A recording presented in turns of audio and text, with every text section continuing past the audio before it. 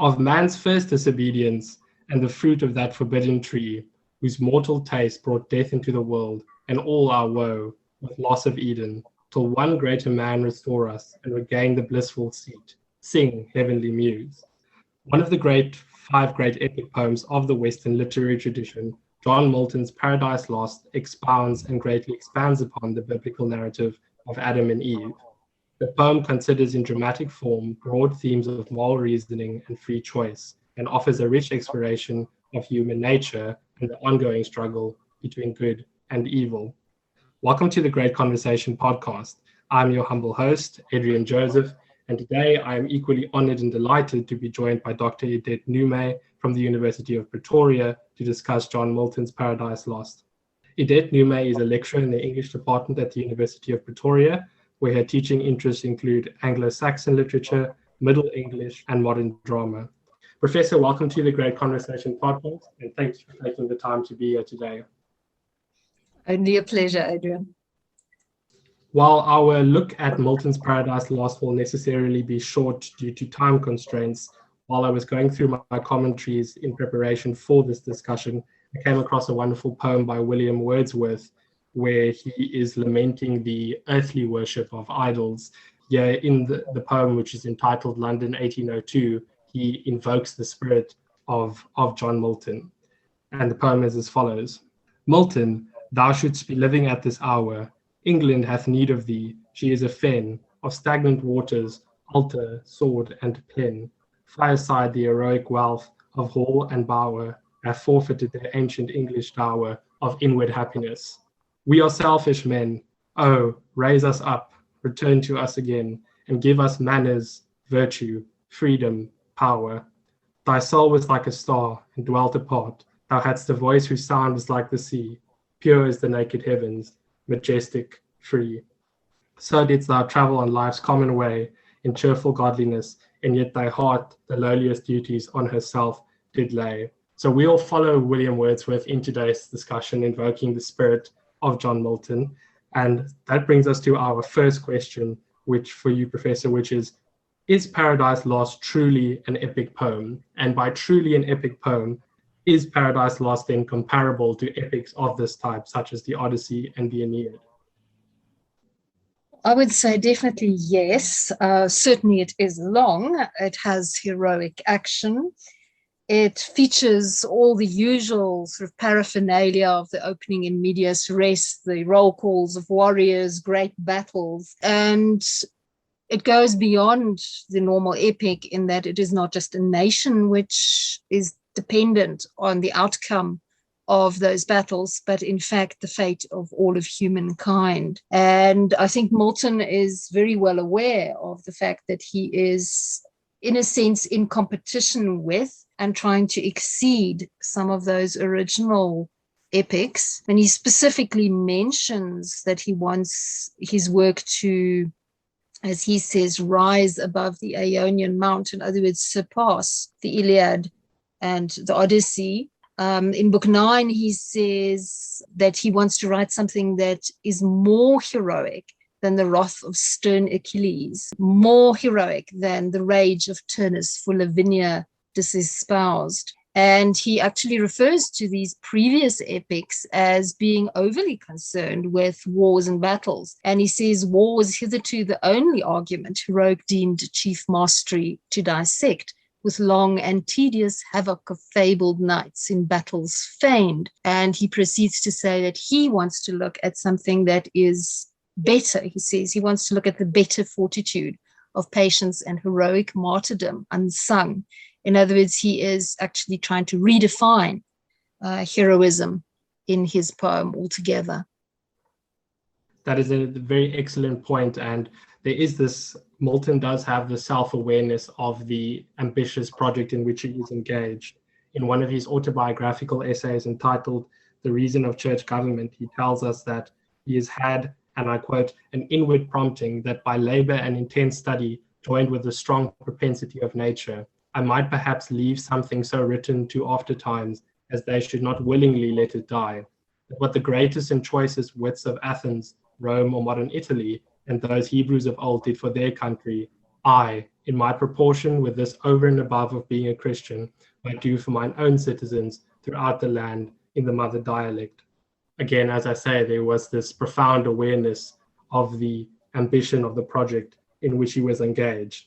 But on that point, and on the idea of these grand themes that Milton deals with, you said in your answer that whereas the Greeks and the Romans are dealing with particular wars or temporal developments, Milton is dealing with the destiny of the human race as a whole.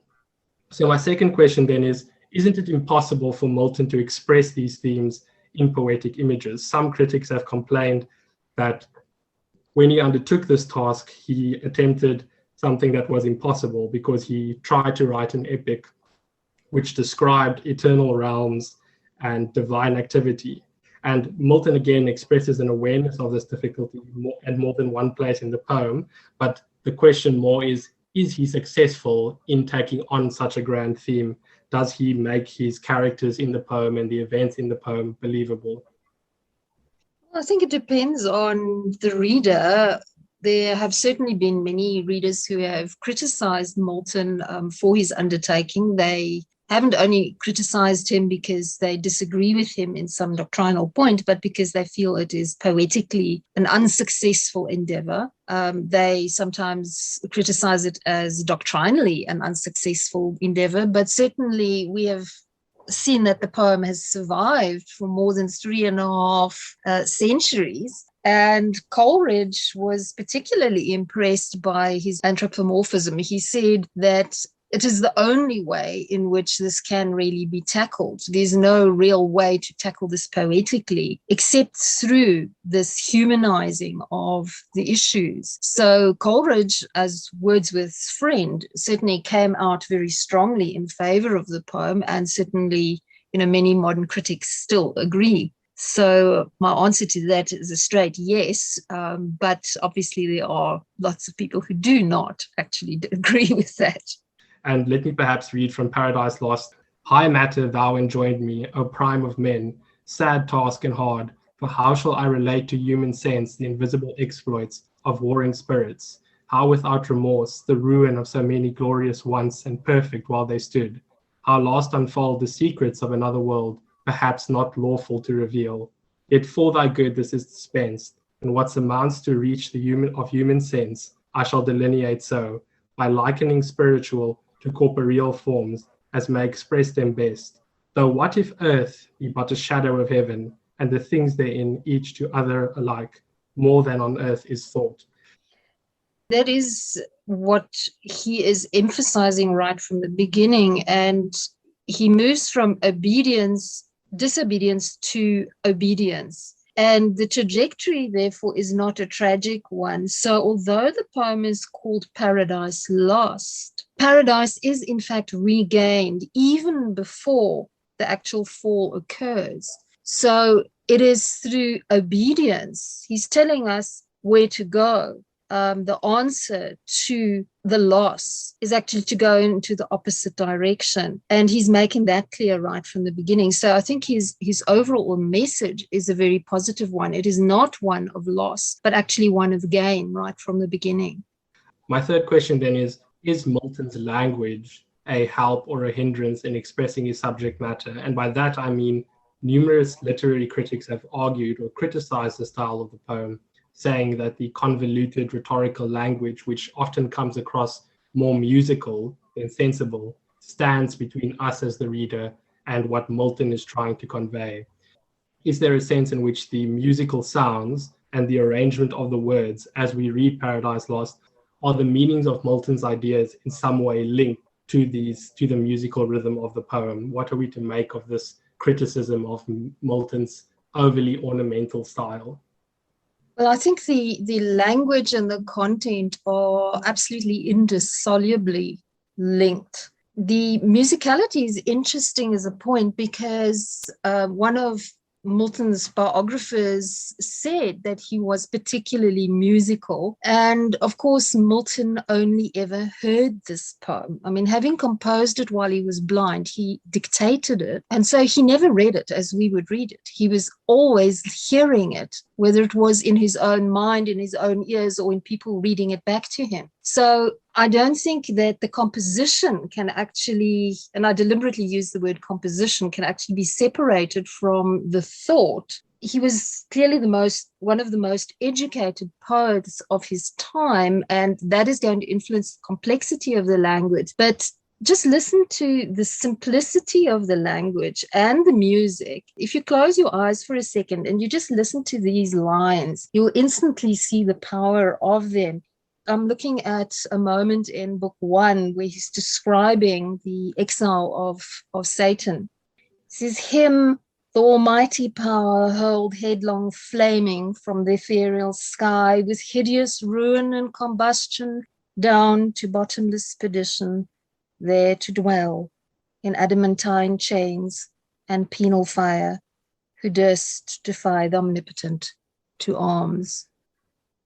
And you can hear that almost meteoric blaze of Satan as he is thrown across the universe, and then the settling, the quiet, that moment of silence after he's landed. And I think that is sort of so indisputably powerful. But I think, one also needs to look at those allusions in a slightly different way. Today, if you go onto the internet and you are looking at a complex text and there are meta links, you can choose to read over them and just focus on the main storyline, or you can click on the meta links and they'll take you into whole new worlds, whole new texts. And that's, in a sense, what Milton's allusions do. They act like meta links, taking you to other stories that illuminate the main story. So I think that is a very powerful tool that he's using. From one poet who relied quite heavily on allusions and intertextuality to another, T.S. Eliot has this to say about, in his selected prose, about the musical element in Paradise Lost. He says, the peculiar feeling, almost a physical sensation of a breathless leap, communicated by Milton's long periods, and by his alone, is impossible to procure from rhymed verse. Indeed, this mastery is more conclusive evidence of his intellectual power than is his grasp of any ideas that he borrowed or invented. To be able to control so many words at once is the token of a mind of a most exceptional energy. I think one of the biggest mistakes you can make when you read Paradise Lost is to read it quietly, to read Milton's blank verse silently. Milton uttered the best of it while he was blind, and I think it should be read aloud. And that ties into other points. I think it's Aristotle in the Poetics who talks about one of the elements of poetry being rhythm, or as we would understand it, music, being one of the main elements of poetry. So maybe the best way to read Paradise Lost would be to read it once for the sound, for the magic of the sound, as you've given us an example of, but also once for the sense of the ideas that are contained within Paradise Lost. Absolutely. I think that leads us on to question 4, which is perhaps one of the most popular questions that come out of a first reading of Paradise Lost, and this has got to do with the portrait of Satan.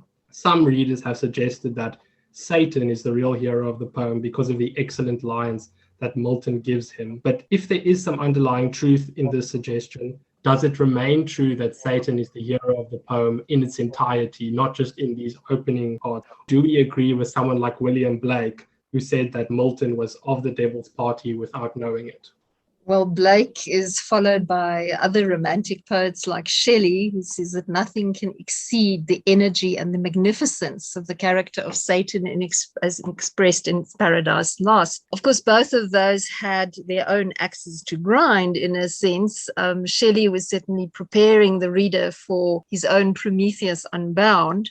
Here's another romantic poet, and that's again Coleridge. Now, he really admired Milton's evocation of Satan, but he doesn't admire Satan as a person. And he says Milton has carefully marked in his Satan the intense selfishness, the alcohol of egotism, which would rather reign in hell than serve in heaven. To place this lust of self in opposition to denial of self or duty, and to show what exertions it would make and what pains endure to accomplish its end, is Milton's particular object in the character of Satan. When that said, I think there are many critics, and modern readers, certainly, who agree that they think Satan is heroic.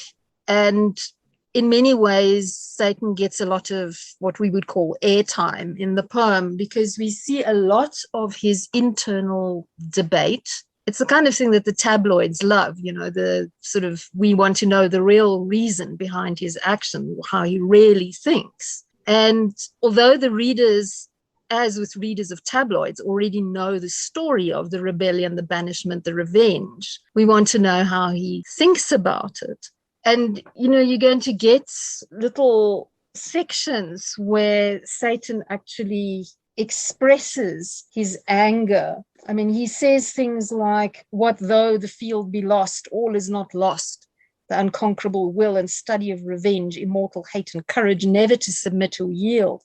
And what else is not to be overcome, that glory never shall his," meaning God's, "wrath or might extort from me." And in an era of democracy, that kind of resistance to authority is going to be appealing. And Milton, as a political radical, could understand that. But when he thinks of civil disobedience, he feels that it has to be justified. And Satan himself acknowledges in Book 4 that God's service was not hard. So his civil disobedience in that sense is questionable. We sort of then end with a situation where he is stubborn. He is going to insist on his own way at the cost of others. And whether that is heroic or not, one has to then start to weigh in a whole different kind of scale. But certainly we remain fascinated by him. I mean, I think in some ways Milton is drawing on Marlowe's Mephistopheles, who talks about the pains of hell. And that kind of debate is developed here so that we can actually see how Satan feels. But then, you have to say, okay, what is heroic? Is it always going for what you want to at whatever the cost? And I don't think that is what Milton is aiming for. But I think part of the understanding of Satan as a hero comes from these small moments that he has of almost human-like sympathy. And one of these moments is when he sees Adam and Eve for the first time. He is touched by the sight of them. And it's not necessarily that he has anything against them per se. It's almost as if he seeks their mutual alliance, their company with him in hell. But to him, they represent a mere means to exact his revenge against God. And so in that way, you spoke about the hero as, is it truly heroic to go after that which you want at all costs? A sort of ends justifies the means sort of way. And that is, as Milton describes it, the tyrant's plea. Necessity is the tyrant's plea. And I think we have that shown very clearly and distinctly in Satan. Yeah, I mean, I think, in a sense, Satan is shown as being powerfully capable of rationalizing. He's not using reason in the right way. He's rationalizing, and Adam does the same thing, as does Eve. Once they've eaten the fruit, they start rationalizing. In a sense, Milton is saying that, being stubborn is actually being stupid. In that sense, Adam is much more heroic than Satan, because he's capable of change. He's capable of looking at what he has done. He's capable of saying, okay, I did the wrong thing, and then taking a different direction. And Satan is incapable of that. He is stuck in that stubbornness, which is very interesting. One notable exception to the continuous flow and concentration on Satan in the opening parts of Paradise Lost occurs in the first half of Book 3, which occurs in heaven and is centered on God. We see Milton describes a scene in heaven where God is seated on his throne. He's witnessing Adam and Eve in their innocent state, and he's witnessing Satan, who is now speeding through the darkness, through the chaos, on his way to earthly paradise. God then turns to his son, who is seated at his right hand. He tells him, Christ, that Satan will succeed. And based on the Judeo-Christian understanding of God as foreseeing everything, all the future is present to him. But interestingly enough, he refuses to intervene.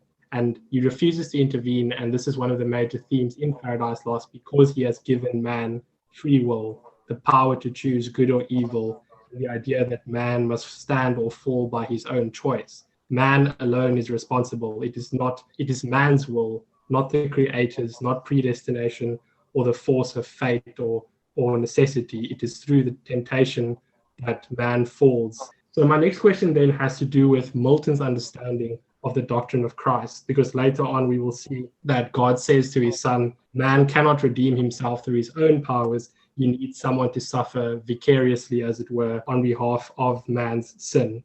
And the son becomes then the voice of infinite compassion, the person or the deity that will speak up for man and who will redeem man's sin through seeking grace and offering atonement. So then my question then with regards to the doctrine of Christ is, what was Milton's doctrine of Christ in Paradise Lost? The basis for this question is the idea that he depicts the Son and God as two distinct entities, whether that be for poetic reasons or whether that be for theological reasons. Is the Son in the text equal or second to God the Father? Is he the same substance? And this is all grounded within the idea of the Arian heresy and the Nicene Creed. How does Milton's view of Christ square with such orthodox summations of Christian belief? I think there's a lot of debate. Obviously, Milton didn't only write Paradise Lost, but he's also regarded as having written the De Doctrina, which in some ways flatly contradicts what he's doing in Paradise Lost. But he starts off by saying that he's attempting a theodicy. He's trying to assert eternal providence and justify the ways of God to man. So, that opens up a whole can of worms, because a fundamental question is, if God is good, how can he allow these things to have happened? And as you say, the section that you read there, he was arguing that God wants us to make a choice. What is interesting for me in this depiction of Christ is that he does separate the Father and the Son. The Holy Ghost doesn't feature as prominently, but it is there because Milton talks about our having three gifts. The first is choice. The second is reason, which he describes as conscience in the Areopagitica. And the third is grace. And clearly Christ is associated with grace. Reason is something we ourselves have to apply or misapply in the case of Satan. And that depends on the issue of justice. Now, he says there is a law. He says there is a decree. He says that every action has a consequence. God says, I myself cannot. In book 3, he says that he himself cannot operate above the law. He says either man must submit to this law, and if he doesn't, then justice itself will be utterly destroyed. He says, die he or justice must. One of the interesting things is that Milton is liberating God and Godfather and the Son from the tyranny of linear time. He's depicting them as operating in the past, in the present, and the future simultaneously. And we as modern readers are tempted to think of the Old Testament in one sort of time frame and the New Testament in another. And Milton mixes this up completely. So we see Christ as active before and after the fall, but certainly in an Old Testament context. So Christ makes the decision to save humankind before the fall even happens. And then later he will reappear as the judge in the garden. It is not God the Father who goes to the garden. It is God the Son who goes to the garden, which is really something that overturns some of our assumptions. And he's dealing with the idea of eternal providence. Now, remember that the word providence comes from Latin providere, which can be translated as foreseeing, but also to act with foresight. So God foresees the fall and he provides for that eventuality. And so God the Son foresees and provides a solution, the option of grace, at that moment. And you've got this beautiful section where Christ actually asks the question we want to ask. He's sort of saying, well, how can you let this happen? He says, for should man finally be lost, should man, thy creature late so loved, thy youngest son, false circumvented thus by fraud, though joined with his own folly, that be from thee far, that far be from thee. And then God says, but there is this law, it has to happen. And he says, unless for him some other able and as willing pay the rigid satisfaction death for death. Say, heavenly powers, where shall we find such love? Which of you will be mortal to redeem man's mortal crime and the just, the unjust to save? Dwells in all heaven charity so dear. And there is this moment of complete silence. He says he asked, but all the heavenly choirs stood mute, and silence was in heaven. And it's at that point that Christ stands up and he says, not, I will give death for death, but he gives the inverse. He says, behold me then, me for him, life for life I offer. And then he says, on me let death wreak all his rage. And sequencing is everything. I'm sure we'll talk later a little bit about the end of book 2. And that precedes this so that we know exactly what Christ is going to submit himself to when he says, let death wreak all his rage on me. And then Christ appears in the Garden of Eden as judge and savior, both as mild judge and intercessor. Although he fulfills all the normal steps that you would expect based on Genesis, he's described as pitying them. And he clothes not just the snake, but he clothes them in his cloak of righteousness, hiding them from his Father's sight. This beautiful gentleness that we see. So now I find terms such as the doctrine of Christ quite clinical compared to the absolute gentleness, that almost feminine kindness of mercy as displayed. For me, this part we spoke about, you mentioned the Latin roots of the word providence. Here, Milton is using something called a prolepsis, which in rhetoric, or in the study of rhetoric, is the anticipation and answering of possible objections in speech.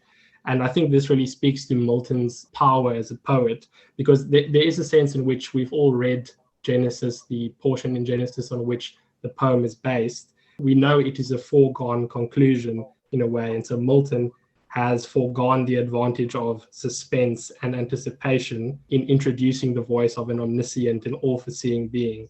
And so therefore he has to use his poetic powers to maintain the reader's interest, but not only to maintain the reader's interest, but to fulfill his fundamental purpose, which is, as you said, to justify the ways of God to man. In other words, to dramatize the New Testament view of Christ as atoning for Adam's sin. Yes, I mean, I think, Milton is certainly yanking us out of sort of comfortable assumptions, and he's forcing us to go back to those ideas and actually rethink them. And I think that speaks again to that question of, who the hero of Paradise Lost is. Barbara Lewalski, who focused on Paradise Regained as a kind of echo of the book of Job, says that Milton is actually trying to create a new kind of heroism. Again, he's sort of putting that against the old idea of the warrior, because, if you look at the text, actually Christ is the better warrior. He defeats Satan in battle, but that's not the main thing about him. He is actually the epitome of a new kind of heroism, and it's the victory over the self, the idea of willing obedience and service. And that is heroic. So heroism then becomes the kingship over the self. And Lewalski says that is the kind of kingship that in Milton's view constitutes the basis for any kind of rule or dominion, and which involves perfecting the private moral virtues, controlling desires, and developing the proper attitudes to power. And I think that speaks also to, what Wordsworth is calling for in the poem that you cited right at the beginning. It's this idea of dominion over the self first, and then service to God, to other human beings, to the universe, which is much greater than fighting in a battle. We've spoken a bit about Satan and Satan's centrality in the poem, but if Satan is not the hero, who then is the hero of Paradise Lost? Is it God, who triumphs now and will triumph ultimately? Is it the Son, who acts as God's agent and the conqueror of Satan and the ultimate redeemer? But if it is God or the Son, is this notion, you spoke about Milton's new conception of the hero, is this consistent with our inherited notions of the epic hero? And if we are considering only the human options, does that then make Adam the hero? And assuming that Adam is the hero, does he demonstrate some of the heroic qualities that we traditionally associate with the heroic role, through his fall from perfect happiness to earthly imperfection? Interesting question. I mean, I think it goes to the heart of how we define the heroic. So the very narrow definition of the warrior clearly isn't going to serve us here. Joan Weber makes an interesting comment. She says that the concept of the heroic requires an acceptance of mortality. And that, in a sense, then almost takes God as the immortal right out of the equation. In a sense, I suppose it disqualifies Satan too, because he's also not mortal. But, given the sort of large discussion around Satan as having some heroic qualities, I think we should include him in the possibles. If we're going to say mortality is a requirement, then Christ's acceptance of mortality, his willing acceptance of becoming mortal, is central to that. So not only is he willing to stand up and be counted, but he's willing to die, and to die willingly, not to die in battle, but to die willingly as a sacrifice. So that, in my opinion, would certainly make him the hero. But, there are all these debates around Satan. Your question on Adam, some of the later books 11 and 12, where Satan is sort of moving back to hell, and we focus more on the prophetic visions that Michael brings Adam. Adam has to face up to his mortality, which is referred to as a suspended sentence. He has to face the consequences of what he has done. He has to look at what this means for, all his children, grandchildren, great-grandchildren, and all the generations to come.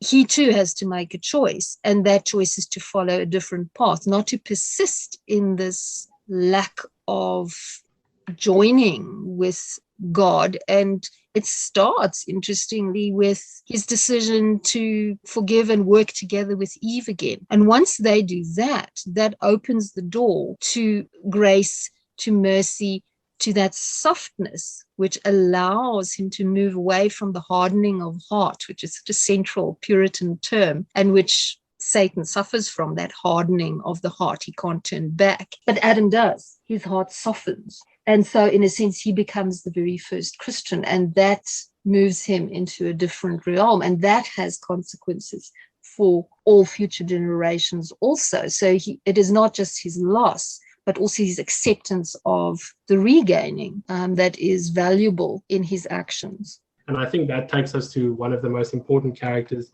in Paradise Lost, which is Raphael. And at this point in the poem, God sends Raphael, who he describes as the sociable spirit, to warn Adam of Satan's plot against him. So God can now emphasize that man will not be able to say that he was not warned by God. And the angel Raphael explains to him that man, like the angels in heaven, have freedom of will, and they too may fall and be justly punished as the angels were. He proceeds then on with the story of the revolt of the angels, the creation of the world, and all these Satan's envy as one of the highest angels, who is bitter at the appointment of Christ as God's second in command. So what role does Raphael, we'll discuss Michael a bit later, but what, with regards to the sort of foresight, what role does Raphael play here in coming to not only explain the ideas of creation, but also the idea of free will to Adam? What is Milton attempting to achieve in inserting Raphael at this point? In some ways, I think he is almost taking blame away from God in that sense, because he is indicating through Raphael that Adam certainly makes a knowing choice when he is faced with what Eve has done and he decides to eat the fruit regardless. That is a very knowing choice, and he is free to stand or to fall because he has that explicit knowledge. In a sense, Adam and Satan face the same kind of choice, stand or fall. Here are the rules, break them or keep them. It's up to you. And Raphael's actual giving of that background to Adam, puts the ball into Adam's court. Adam actually confesses to Raphael that the passion he feels for Eve as this lovely creature softens him so much that he almost becomes willing to subordinate his reason and his wisdom to the superior authority, as it were, of her beauty. But he leaves Adam with a very important admonition for the books that are to follow. And we have Raphael saying in Paradise Lost, "Be strong, live happy, and love. But first of all, him whom to love is to obey, and keep his great command. Take heed, lest passion sway thy judgment to do aught. Thine and of all thy sons, the weal or woe in thee is placed. Beware. I in thy perseverings shall rejoice, and all the blessed. Stand fast to stand or fall. Free in thine own arbitrament it lies, perfect within. No outward aid require, and all temptation to transgress repel." But my question with regards to Adam and Eve is that when they do end up eating the fruit, the forbidden fruit, as it were, of good and evil, what is wrong with knowing good and evil? And is not knowledge of good and evil essential to human virtue? How can knowledge in and of itself be a sin? That goes to the question of what do they really gain from eating the fruit? And I'm not sure that they gain all that much. They lose their respectful connection to God and to each other and to the rest of creation, because all the animals suddenly start eating each other. Their sexuality, which Milton emphasizes is existing before the fall and after the fall, their sexuality actually deteriorates from loving mutuality, respect, and playfulness in the unfallen world to a kind of greedy consumption of each other under the influence of this, what Milton calls intoxicating fruit. So what they get is a kind of self-awareness and a focus on the self and a resulting sense of shame and blame. So, it's not that knowledge is a bad thing, but the way they use whatever they get. And it turns out to be quite intoxicating. I mean, in the Areopagitica, Milton talks about our need to use reason. And one should perhaps look at what he has to say about knowledge and reason there. And he says, in the fallen world, we can't actually survive without that knowledge, where we can distinguish between what is good and what is evil. And remember that the Areopagitica is anti-censorship. It says we should be able to read freely so that in a safe space, we can actually encounter good and evil and learn to make decisions and exercise a kind of moral muscle by making those choices in respect of what we perceive in material that we read, and that will help us to make similar choices in life. And he says a censor can't actually do that for us. We have to make our own choices. But it is not very clear from the poem that they gain something bad from knowledge. The point is not really what they gain from it. I think the point is the question of the cost of that. When God says in book 3, do you want love that is coerced? No, you do not. You want love that is freely given. And the only proof of love that he's asking is do not eat from the tree. And they choose not to give that proof of love. So that is the kind of rupture. It's not knowledge that is the rupture. Knowledge that they gain in the end is a tool that they need to use to actually return to God. It's interesting that you mention Milton comments in Paradise Lost that this knowledge is the knowledge of good bought dear by knowing ill. And if we turn to the famous passages in Milton's Areopagitica, which you've mentioned, they begin with the famous words of, "Good and evil we know, in the field of this world, grow up together almost inseparably." And so we can perhaps conclude from this passage that Milton, in that sense, or at least in our worldly existence, believed that man could not come to know the good or to be good without at the same time knowing evil. In a sense, he considers Adam's virtue before the fall to be, as it were, a fugitive and cloistered virtue, unexercised, unbreathed, that never sallies out and sees the adversary, but slinks out of the race where that immortal garland is to be run for, not without dust and heat. So before Adam's fall, he has an experience of good. after the fall, to now know good, we must engage with, as it were, the dust and heat. It's very interesting. And I mean, also, of course, if you look at book 9, Eve's argument about separating from Adam, she comes to Adam and she says, well, we have so much work around here. I think a bit of division of labor is not a bad idea. I'll go and work over there and you work over here because you're really distracting me from my job. And Adam says, well, you don't actually have to work that hard. And Eve insists and plays the "don't you trust me" card, and off she goes. But part of her argument later is, well, if you were so clever, why didn't you actually prevent me from going? When initially she was saying, well, don't you want to allow me to make choices and prove to you that I can make the right ones? There you've got that cloistered virtue again. I mean, there's so much of Eve's speech there that reminds us of the Areopagitica, as of course does book 3. Indeed, book 9, which is, as it were, the climax of the story, presents the main events, and it's almost which the previous 8 books have been the prelude for, and the last 3 books, which we will discuss now have been the consequence. Adam has now been warned, and Satan's intent has now been made plain. Satan hates the good, is possessed by the world to destruction, and he wants to make others companions in his misery. And he finds his opportunity in Eve, because it is Eve who gives Satan the opportunity that he requires. She insists, as you've just said, that she and Adam should work apart to get more work done and to allow her, in a sense, to demonstrate her virtue single-handedly. But later on, we see that she's overcome by Satan's flatteries. Satan points out to her that she can become just like God and in attaining reason. But after yes, I love that. I absolutely love that section. I mean, it is so beautiful. One critic, Blessington, talks about Satan's sort of "what's a girl like you doing in a place like this" approach, where he comes up to her and he says, "Oh, empress of this world." You notice all those lovely little S's. And he's saying to her, you deserve to be seen as a goddess. And who's here? He says, only one man. And what is one man to really admire you? It's wonderful reasoning. It's just so beautifully portrayed. And afterwards, once she has eaten death, as it were, and there's a small moment where she's like, she's gratified by this now, the prospect of the experience and knowledge and wisdom that is now accessible to her, and that makes her maybe not even Adam's equal, but maybe even perhaps his superior. But before she can sort of finish that line of thought, she thinks to herself, and this is quoting from Paradise Lost, "But what if God hath seen and death ensue? Then I shall be no more, and Adam, wedded to another Eve, shall live with her enjoying, I extinct.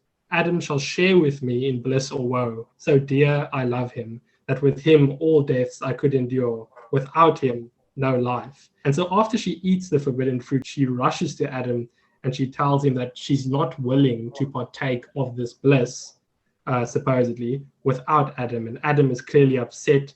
But Adam, who is so bound to Eve that he feels that he needs to share her fate, is won over, as it were, against his better knowledge, and he commits the sin with her.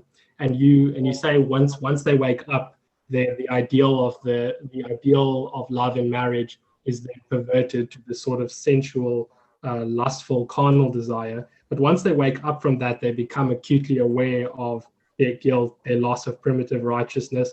They feel naked without, but also naked within, as it were, even though they sow fig leaves. Let me read from Paradise Lost there about this inner disturbance that they experience. "But high winds worse within began to rise. High passions, anger, hate, mistrust, suspicion, discord, and shook sore their inward state of mind, calm region once, and full of peace, now tossed and turbulent. For understanding ruled not, and the will heard not her law, both in subjection now to sensual appetite, who from beneath, usurping over sovereign reason, claimed her superior way." And then after that, we have Adam and Eve going at it, hammer and tongs, like all the couples after them have done, with the kind of "I told you so" kind of debate, kind of argument that they have. And it's interesting that Adam takes the same position towards Eve. Then this ties in with the comment you made earlier. He says that he could not force her, but he had allowed her to exercise her free will. And it's through the exercise of her free will that they have arrived now where they are. And I think that leads very neatly into our next question, which is the consequences of this original sin, and what are the links, as it were, between sin and death, as we now have experienced, as we've now discussed Adam and Eve's eating of the forbidden fruit. What, as it were, has now been introduced into the world, and how are sin and death related after Adam and Eve's fall? Their role in books 11 and 12 are not really spelled out except in human actions. And those are, I think, fairly traditional readings of the Old Testament in particular, but even more recent history as Milton unfolds it, showing how humans again and again and again have made certain choices. Blessington, I think, there is quite useful because he talks about a spectrum where human actions are measured on a spectrum of choices, which are compared against a kind of classical benchmark of what are considered good or constructive choices and negative and destructive choices. And some humans make better choices than others, but all of them are subject to this issue of choice and, of course, of temptation. And temptation arises from inside rather than purely externally, although Satan is continuously depicted as the continuing adversary who will try and tempt. And then finally, the one human being who's Christ incarnated in as man, who makes the right choice, and that breaks the cycle, as it were. And there's also, and I think one thing that's also important is that on the one hand, sin and death have been brought into the world now, and man is being exiled from his original perfection, as it were. But there are also these sort of compensations in ordinary human existence. Joyful labor has now become painful toil, but God still gives us the gift of productivity. The idea that work is a good is a constant theme throughout Paradise Lost. And all this is explained by the archangel Michael, who is then commissioned by God to reveal to Adam the shape of things to come before sort of kicking him out of paradise. So whereas we had Raphael, who revealed the past to Adam up to and including the creation of man in the world, we have Michael revealing to Adam the future of the human race from original sin and to the last judgment. And we have Adam's Paradise Lost very joyful at this picture. He says, "Oh, goodness infinite, goodness immense, and all this good of evil shall produce, and evil turn to good, more wonderful than that by which creation first brought forth light out of darkness. Full of doubt I stand, whether I should repent me now of sin by me done and occasioned, or rejoice much more, that much more good thereof shall spring, to God more glory and more goodwill to men. From God and over wrath grace shall abound." And then we have Michael later emphasizing or reflecting this tone in his own words. He promises Adam that if Adam can, or once Adam has obtained perfect obedience to God, tested in various deeds of faith and charity and so on, then he will, as it were, quoting Paradise Lost, "Then wilt thou be loath to leave this paradise, but shall possess a paradise within thee, happier far." And then Adam is obviously joyful at the end, at this happier end, which Michael describes. And we have a very tearful scene, a very touching scene of Adam and Eve leaving Paradise Lost. And these are the leaving paradise, and this is the words with which Paradise Lost comes to an end. "The world was all before them, where to choose their place of rest, and Providence their guide. They, hand in hand with wandering steps and slow, through Eden took their solitary way." I think this sort of very positive ending, in a sense, is just so beautifully depicted, and it's often in the little details that Milton actually shows us the human face. The detail of them leaving paradise hand in hand is so telling, because when we have the early depiction of the almost honeymoon couple in book 4, we see them walking constantly hand in hand. And this is repeated again and again until book 9, when Eve and Adam separate, and then they are never again hand in hand until the very end. And it is that rejoining of them that is the human reflection of the rejoining of their hands to God's hand, in a sense. So I think it is a very beautifully nuanced little bit of writing there. I came across which I think is a profound summary in one of the commentaries. The book is entitled From Virgil to Milton, and the author is C.M. Bauer, quoting from his chapter on Paradise Lost. And I think this would be a neat way to tie up our conversation, quoting Bauer. In Paradise Lost, Milton gave form and order to his own troubles and to the disappointments which he found in an age of confusion and failure. It is therefore not unsurprising at times that it shows an illiberal and rancorous spirit. But these moments are rare and relatively unimportant. They are the cries of a proud and sensitive soul when it finds that the misdeeds of men are almost more than it can bear. What really matters is the temper in which Milton surmounted his troubles and the spiritual exaltation which he found. He sees life as an unending battle and as the temper of a heroic fighter. But though he enjoys the battles and deals resounding blows, he is inspired by an ideal which really means more to him than anything else, and which amply compensates for his defeats and disappointments. In the intellectual love of God, Milton found a peace and a satisfaction which even he found hard to describe. He comes nearest to doing so when he speaks of music in heaven, or of the divine voice which dictates his poetry, or of the celestial light which he summons to irradiate his mind. It was to this ideal of harmony, strength, and beauty that he gave his devotion and his service. And in it, he found the central point of his creative life. It enabled him not only to surmount his defeats and keep his courage high in evil times, but to look from a lofty eminence upon the spectacle of human life, and to consider it without despair, and even at times without hope. Yes, I would totally agree with that. I mean, I find when one reads the poem, and it is eternally uplifting, the sort of moments when he's describing that which should not be but still is are definitely transcended by all these luminous moments of connection, of actually finding the right path. I think the poem it is so evocative in so many ways. I mean, when Milton is describing paradise, he enables us to experience, to feel the freshness of a beautiful world, the fauna, the flora, the animals playing together. It is a kind of dawn of creation, which is so rich in its fertility. I mean, even Eve's hair is described as curling as a wanton tendril, and that immediately connects us to the idea of Christ as the living vine. So although Eve is connected to the fall and is partially an instrument of the fall, she connects to that idea of life and the idea of further growth, which he's already setting up in that little image, and Milton then takes further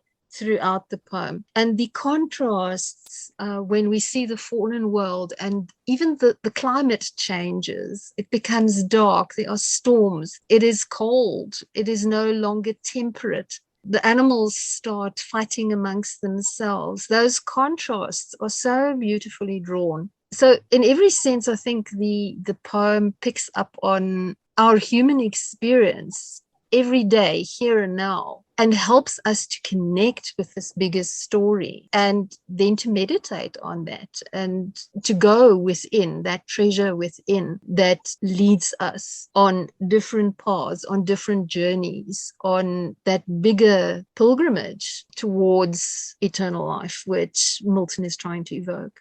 But Professor, before we end the podcast completely, I'd like to end it on a more personal note by asking you what your favorite piece of literature is, besides Paradise Lost perhaps, and why, and what your hopes are for the future, not only of a literary education in South Africa, but more broadly of a humanities education. I realize it's a daunting question, but... That is a tough one. If I have to choose one other item of literature, I would perhaps think of The Dream of the Rood, which is written by an anonymous poet. We're not entirely sure when, but very early on. It was composed somewhere between 600 and 800. So it's a very early poem. And that particular poem also serves as a kind of source of meditation. It is a dream of the cross, and the cross tells the story of the crucifixion from the cross's point of view. And it contains one of the most moving moments, the most suggestive details that I've ever found in literature, where Christ has been crucified. He is dying, he is dead, his body is taken from the cross, and the cross simply says, grau kalode, which means the body cooled. There is no greater evocation of Christ's humanity than that moment in poetry. As for the humanities, my hope for the humanities is inclusivity. I think that if we lose our past in terms of, these great historical works of fiction, these great poems, these great novels, great plays, we are impoverishing our world.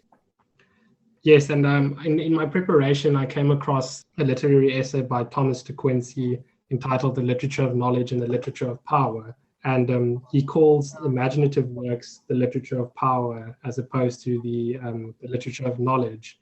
And so he goes on to basically say that what we owe immortal authors such as Milton is the power being described as the materialization of our own latent capacities to move and be moved. I can just quote from that essay. De Quincey says, "Were it not that human sensibilities are ventilated and continually called out into exercise by the great phenomena of literature, it is certain that, like any animal power or muscular energy falling into disuse, all such sensibilities would gradually droop and dwindle. It is in relation to these great moral capacities of man that the literature of power, as contradistinguished from that of knowledge, lives and has its field of action." That is unfortunately all we have time for today on the Great Conversation podcast. Professor, thank you again for taking time to share some of your excellent insights with us. To all our listeners and our viewers at home, please remember to subscribe to the podcast and do not forget to share the podcast with friends and family in the future. Also next week, tune into next week's episode where we'll be discussing Homer's Odyssey. Professor, thank you very much for your time and see you then.